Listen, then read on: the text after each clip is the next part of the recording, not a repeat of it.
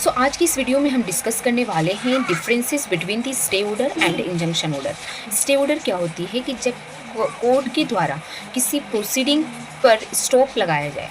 For example मान लेते हैं कि लोअर कोर्ट के द्वारा एक ऑर्डर दी गई है कि आपको इस तारीख के अंदर घर खाली करनी है। अब इस ऑर्डर को हम हायर कोर्ट में चैलेंज करते हैं। हायर कोर्ट क्या करती है कि जब एक ऑर्डर देती है कि जब तक ये केस इस कोर्ट में चल रही है, इस हायर कोर्ट में चल रही है, तब तक उस लोअर कोर्ट की जो ऑर्डर दी गई है घर खाली करने की, उस ऑर्डर पे स्टॉप लगाई जाए।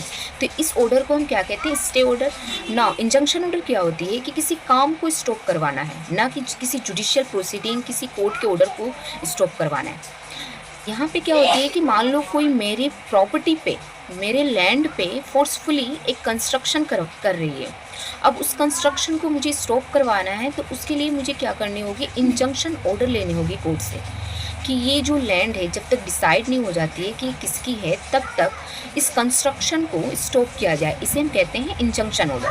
So this is the differences between stay order and injunction order. Stay order किसी कोर्ट की प्रोसीडिंग या कोर्ट के ऑर्डर को स्टॉप करवाई जाती है, और इंजंक्शन ऑर्डर किसी काम को, किसी कंस्ट्रक्शन को या प्रॉपर्टी जो है ये किसकी है, किसके नाम पे है, जब तक डिसाइड नहीं होती है तब तक ये प्रॉपर्टी ना तो किसी थर्ड पर्सन को ट्रांसफ़र की जाएगी और ना ही इस प्रॉपर्टी पे कोई कंस्ट्रक्शन होगी। ऐसा कोई अगर ऑर्डर आता है तो उसे हम कहते हैं इंजंक्शन ऑर्डर।